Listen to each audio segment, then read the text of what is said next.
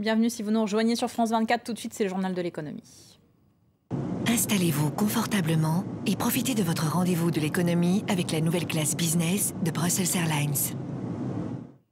Et ce journal vous est présenté par Karina Chabour. Bonjour Karina. Bonjour Hélène. On démarre avec de l'automobile. Le salon de Genève ouvre ses portes à la presse dans une ambiance morose. Oui, car le marché européen est au plus bas. 2012 a été une année noire et les perspectives pour 2013 ne sont guère plus encourageantes, avec des ventes qui continuent de plonger en ce début d'année. Mais une fois n'est pas coutume, le luxe devrait tirer son épingle du jeu. Les précisions d'Axel Simon. La nouvelle Golf, élue voiture européenne 2013. Le tout nouveau modèle Volkswagen est donc plébiscité à Genève, tout comme la stratégie de son constructeur qui fait des envieux. L'Allemand s'en sort mieux que ses concurrents européens. Il a publié des profits en hausse de 41% en 2012. Mais pour autant, même l'Allemagne, premier marché d'Europe, n'est plus épargnée. Les ventes y ont baissé de 10,5% le mois dernier. Le marché européen dans son ensemble est à la peine, surcapacité de production et baisse des ventes. Et cette année, pour chasser le marasme, le salon de Genève mise beaucoup sur les voitures propres. Elles représentent 10% des modèles. Au départ, les constructeurs hésitaient à présenter ces voitures-là au public. Mais maintenant, après 5 ans, elles sont intégrées aux autres voitures sur les stands. Et cela prouve qu'elles sont devenues normales aux yeux du public. Le très haut de gamme tire son épingle du jeu. Les constructeurs misent beaucoup sur les voitures de luxe, mais même chez Lamborghini, l'inquiétude n'est pas loin. Nous ne sommes pas à l'abri des conséquences du ralentissement économique. Nous faisons de bons chiffres aux États-Unis, qui est un marché en croissance. Nous sommes stables en Europe. Et nous avons des difficultés sur les marchés méditerranéens. Et là, nous ne sommes pas les seuls. Les sous-traitants et les équipementiers souffrent aussi. Selon certaines prévisions, entre 40 000 et 80 000 emplois pourraient disparaître dans l'industrie automobile européenne d'ici 2 ans.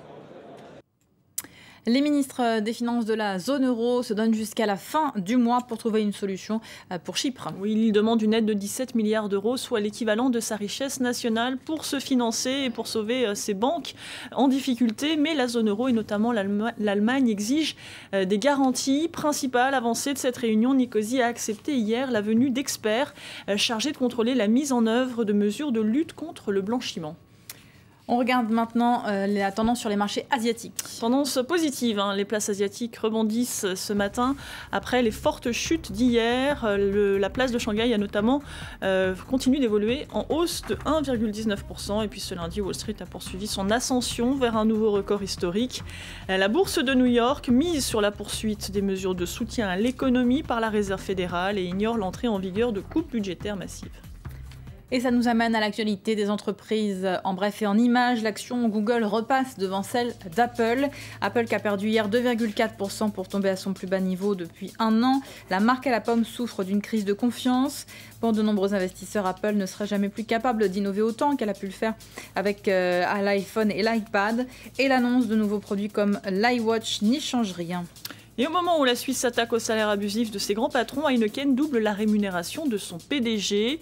Le brasseur néerlandais lui a attribué un bonus de 4 millions d'euros lié au succès du rachat d'Asia Pacific Breweries. Sa rémunération passe ainsi de 3,4 à plus de 8 millions d'euros. La décision doit encore être validée par les actionnaires. PPR change de nom. Pour marquer son recentrage sur le luxe et le sport, le groupe de François Pinault s'appellera désormais Kering, un nom prononçable dans toutes les langues et qui évoque le soin, l'attention.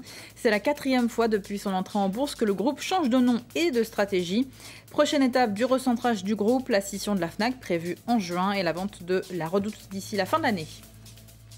Et on poursuit avec le classement établi chaque année par le magazine Forbes. Premier renseignement de cette année, le club s'agrandit. Il y a 210 milliardaires de plus que l'année dernière. Et les milliardaires se sont enrichis de 17% sur la première marche du podium. Toujours le Mexicain Carlos Slim. Le détail sur le palmarès signé Vanessa Tsangui-Tabi.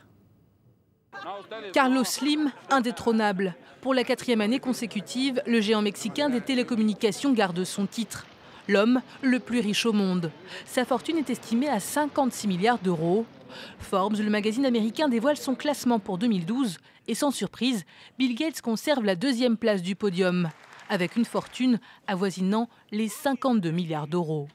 Exit Warren Buffett, la troisième marche revient au PDG de la marque de prêt-à-porter Zara, Amancio Ortega. Avec une fortune de 44 milliards d'euros, l'homme d'affaires espagnol fait son entrée dans le cercle très fermé des hommes les plus riches au monde. Et des milliardaires, il y en a de plus en plus sur notre planète. 1426 cette année, c'est 210 de plus qu'en 2011, un record absolu depuis 30 ans. Ces ultra-riches sont encore plus riches que l'an dernier, une augmentation de 17%, passant de 3 533 milliards d'euros en 2011 à 4 155 milliards pour 2012. C'est plus que le PIB de la Suède. Dans le top 10, une seule femme, la plus riche au monde, une Française, l'héritière de L'Oréal, Liliane Bettencourt, dont la fortune est estimée à 23 milliards d'euros. Liliane Bettencourt qui devance ainsi Bernard Arnault qui perd 6 places. La fortune du patron de LVMH a fondu de 12 milliards en un an. Si vous êtes en mal d'aventure et que vous cherchez un boulot plutôt sympa, vous pouvez aller en Australie. Oui, on se souvient de la campagne lancée en 2009 pour devenir le gardien d'une île paradisiaque sur la grande barrière de corail. Eh bien, la campagne 2013 est lancée et cette fois-ci, elle propose 6 jobs de rêve, les 6 meilleurs jobs du monde. Alors, ça va de blogueur VIP à Sydney, soigneur de kangourous dans le bush, photographe à Melbourne ou encore goûteur dans les restaurants, les caves et les brasseries de l'Australie occidentale. Le tout rémunéré 78 000 € pour 6 mois, frais et charges compris. Et tout le monde y est gagnant puisque l'État du Queensland dit avoir connu une hausse de près de 20% des réservations après la campagne de 2009. Eh ben on va peut-être postuler. Merci beaucoup Karina, c'était le journal de l'économie. Pour vous, nous réinventons le voyage. Découvrez dès maintenant une expérience de vol inoubliable avec Brussels Airlines. Restez avec nous, d'ici quelques minutes, c'est Elisabeth Alain qui prend le relais pour une nouvelle demi-heure d'information en direct.